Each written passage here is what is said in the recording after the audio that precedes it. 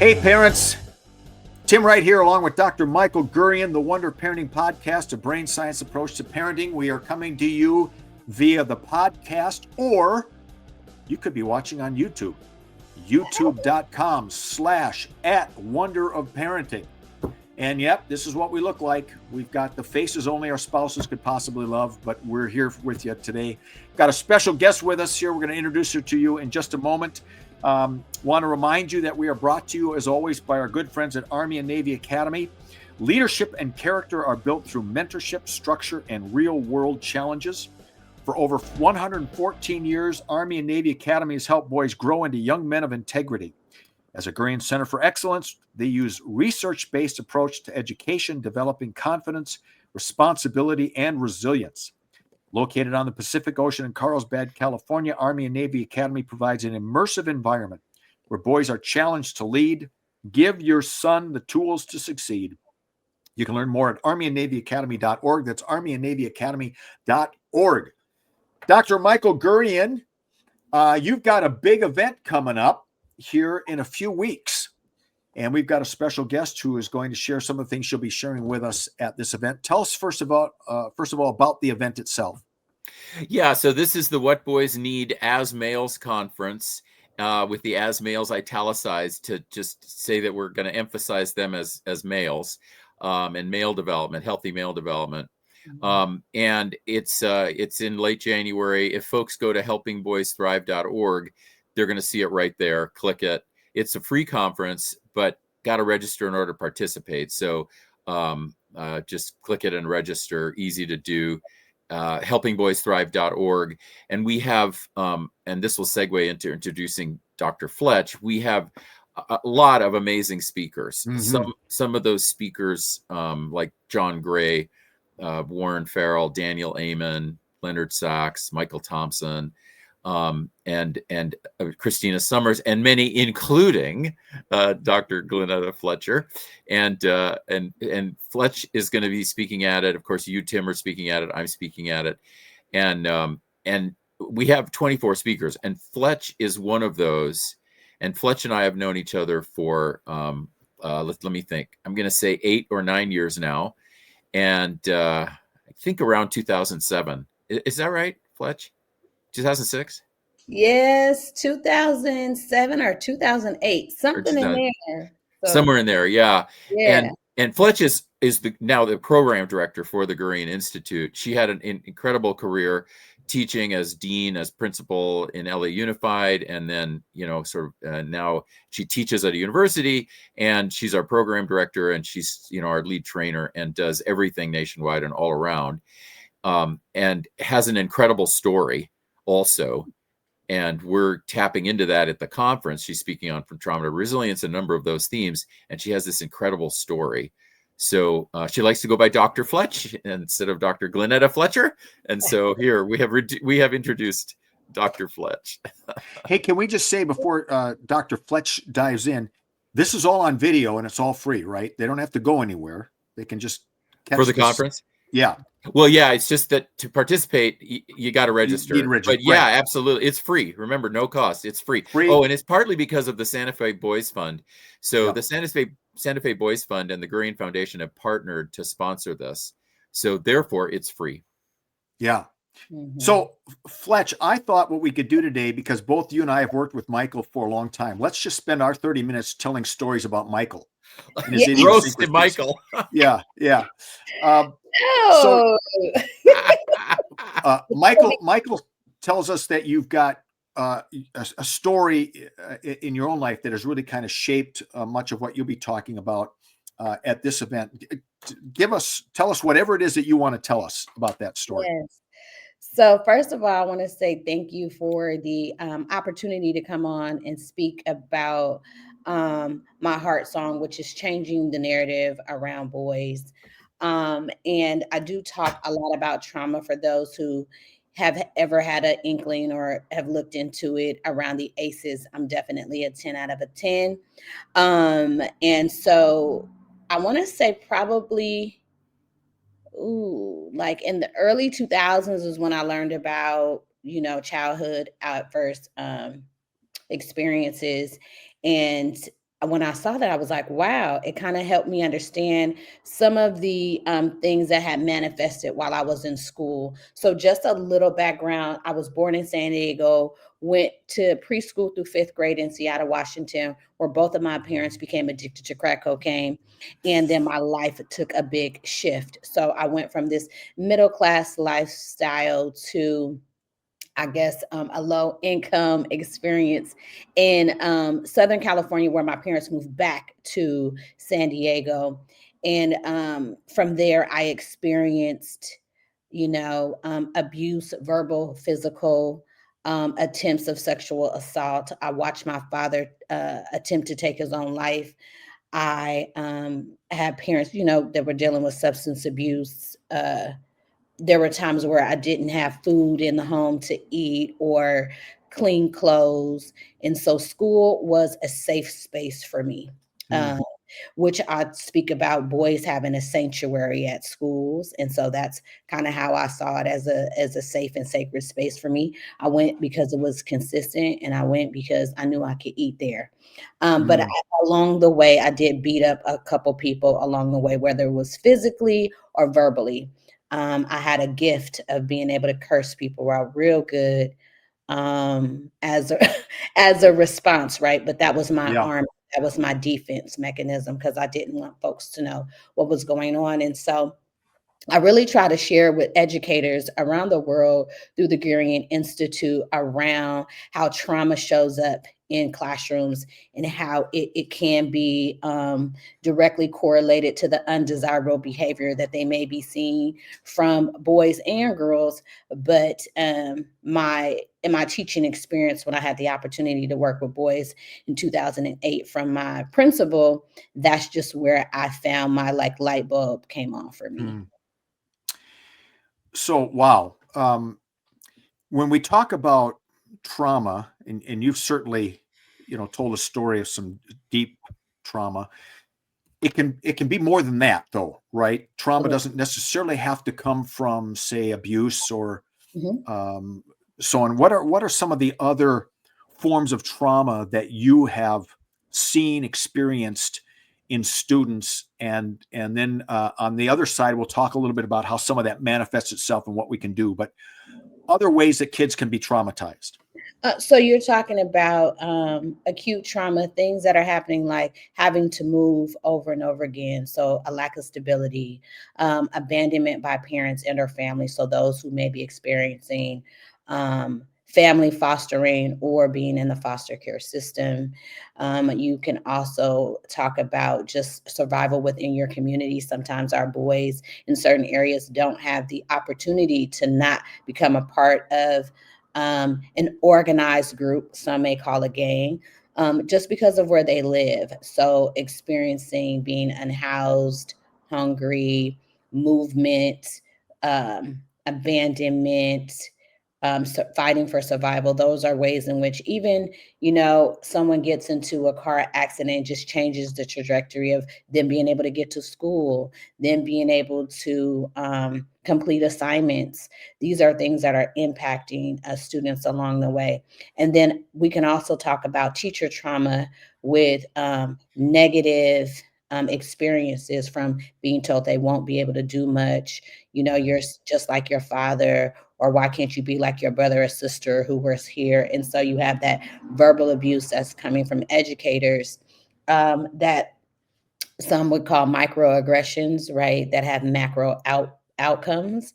And so those are some of the things that we experience in the school setting. And then, of course, having to deal with that as an Mm. educator is what we're going to talk about on the other side. And really, as parents, if you've got a child who's been traumatized, and how to help them out. And Michael's had his own experiences with that, of course, that he's talked about many, many times. So I think this is a good place to pause, and then we'll come back on the other side. You're listening to the Wonder of Parenting podcast, a brain science approach to parenting. Very special guest with us today, Dr. Fletch, who's talking about how to help kids move from trauma to resiliency, and has experienced that in her own life, as has Dr. Green. We'll be back with you in just a moment. Fletch, what are some of the ways that kids will manifest trauma? Some things that parents, grandparents, educators can look for that suggests maybe something isn't right? Sometimes it will be defiance, just their unwillingness to participate in certain things. They sometimes call it disrespect. It may be in their language, use of language that they're using. It could be also not completing assignments, not wanting to go to school. It also shows up in head down in class, just no participation at all. So it shows up in various ways, sometimes even in behavior like fighting other people, right? Cursing out teachers, throwing of desk or chairs, slamming of doors. Um, those are some of the ways in which we've seen it. Yeah. I Mhm. I think as I'm not an educator, Mhm. but if I see a student or hear about a student who has, for lack of a better word, demonstrated anger in a classroom, slamming Yeah, a door, so on and so forth, I'm thinking to myself, there's something going on in the life of that kid. absolutely. I may see a kid sitting in class with his head down or just kind of disengaged. That doesn't always necessarily mean trauma. There's something else going on that he's, for whatever reason, not engaged with school. How do you help teachers sort of distinguish between those, just the bored kid Mhm. versus the kid who's bored because he's traumatized? Yes. One of the things I really highlight first is the building a classroom community and building a relationship. So, how are we allowing us as educators to really get to know and connect with our students in appropriate ways? How are we allowing students to see themselves reflected in our classroom, whether that's their learning environment, whether it's the curriculum, and building that relationship with them? And so, how are we getting into the student culture, whether it's youth culture, um, school community culture? And so, one of the biggest things is about connection and Yeah. relationship.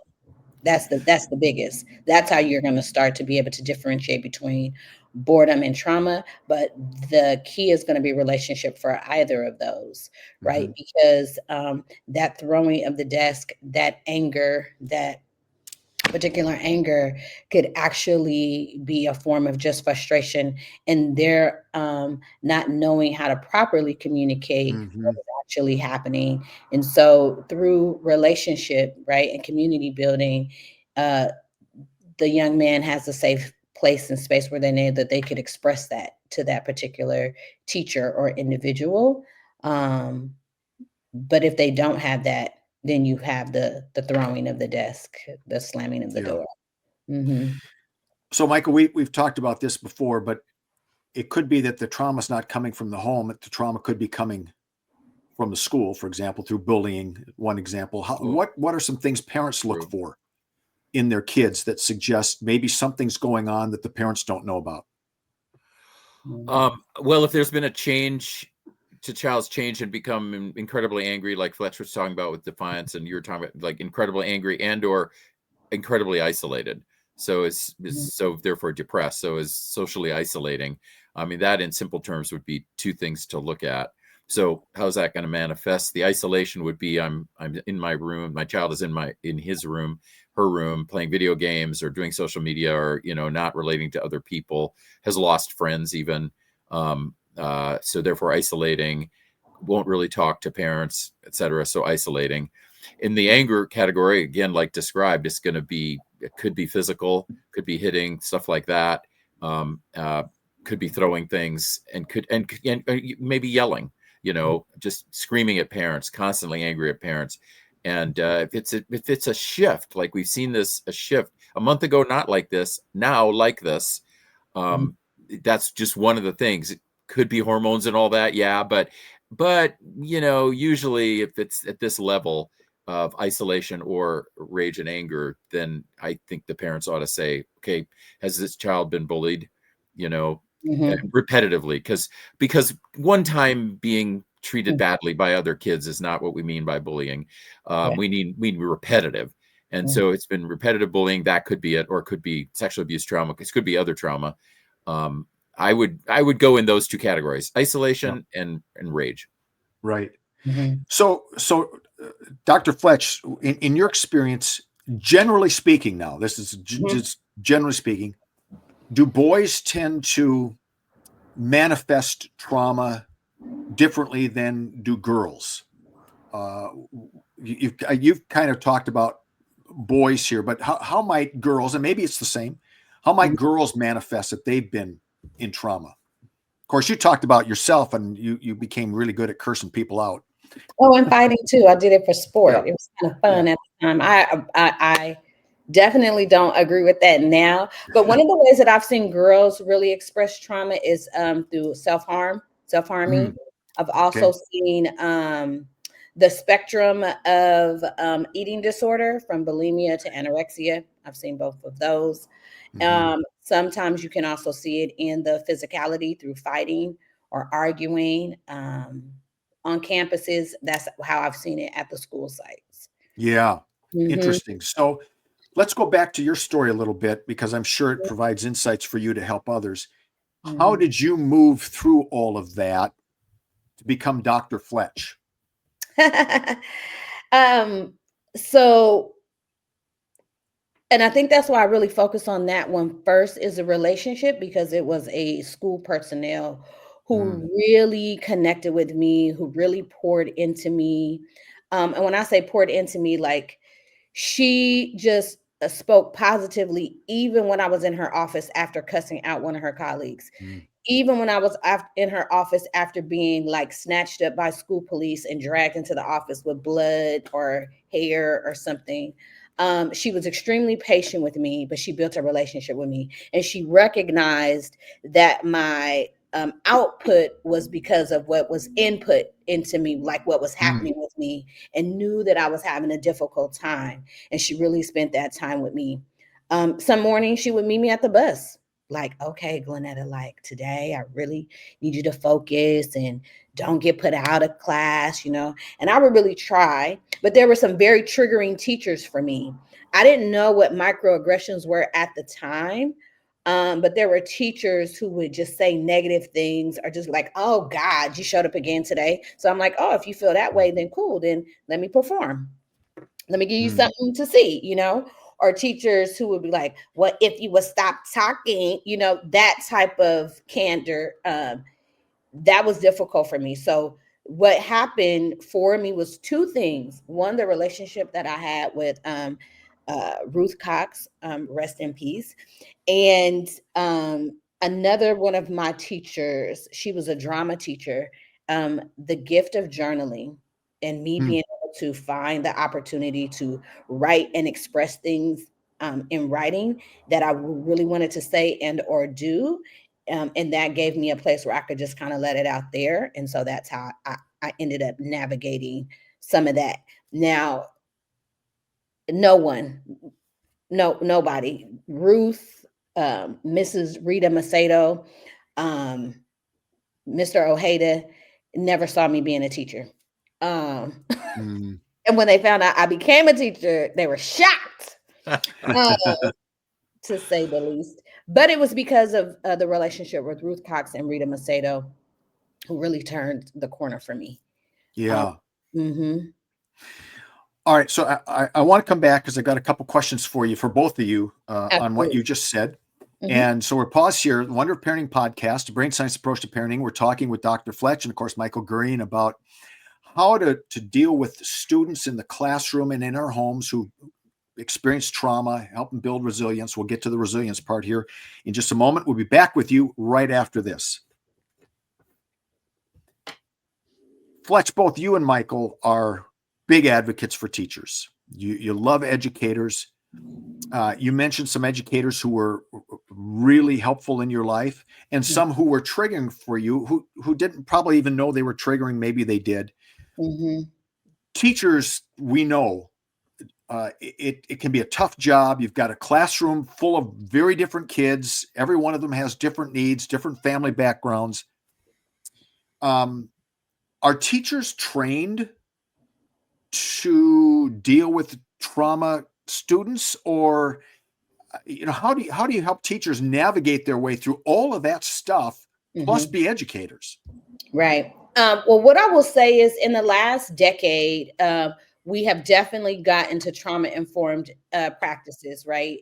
And a lot of schools, not all, but a lot of schools and teacher prep programs are training teachers on how to deal with trauma, right? So there is this trauma informed practices, and one that's most recently used or referenced is restoration circles or restorative practices, the type of language we use, where we affirm students and we validate how they feel, but we help to build their academic resilience and help them over that bridge into being a solid student and being restored into the space, right? So there is a lot of training with that. However, and what we have forgotten in the process of making sure that restorative practices are there for teachers to support students, we have forgotten that teachers are unhealed themselves, that educators are bringing their own pain, their own trauma into the spaces, which sometimes students' behaviors or undesirable manifestations or behaviors is triggering for them, or it could be something that sparks something in them that just doesn't sit well. And so we also have to be thinking about how do we support, right? In the same frame, when I think about Dr. Gurian and the support he does with folks, right? Is sometimes the parent needs the healing too to be ordered to help the child. Like some of the things that I learned, my learned behavior came from my unhealed parents, my drug addicted parents. It was this pathology that I had been living out, right? So teachers in the same way, it doesn't go away because they earn a credential. It doesn't go away because they earned a degree. And so we have to be thinking about how do we also care for the educator in the same way, how do we provide the care and support for the parents? Because everybody, parents and teachers, are trying to do the best that they can, but there are certain things that will spark or be triggered based on other people's behavior and or just patterns in life. So what are some things that educators, even parents, can do to help kids move through that trauma into resiliency? One, I always say I just kind of start with trying to figure out the why. Typically we kind of focus on what they did, but it's like, why would they do that? What's happening? And again, that comes through relationship. Two, I believe that parents and educators could really help by engaging in therapy and working on them being healed as well. It's not just the children. I think that's important, because ignoring it doesn't mean that it goes away, right? The only way that students can be resilient is to be in a space where they are affirmed and not always regulated and managed. And so that takes people who have been affirmed and know what that experience is like. And just looking beyond behavior, right? Looking at root. What is the root again? What's that? What's the why? And sometimes they don't really have the patience for that. In my first 3 to 4 years of teaching, I didn't know what that was. I was just like, get out, go somewhere, do something, but not in here, because I didn't know. Right. So it also takes this other piece of always being a lifelong learner. And what do I mean by that? My mom came from a time where it was like, well, my mama did it, so it should work for you, right? So if I did it, my mama did it, you could do it. But that's not how it is. Things have absolutely changed. And so being open to seeing life differently from a place, because ignoring it doesn't erase the pain, doesn't erase the trauma, doesn't erase the experience. So being open to things being done differently and having an experience. The way in which my mom raised me, punished me, gave consequences to me, absolutely did not work for my child. Because that's just not who her spirit is or was. And I learned a little too late.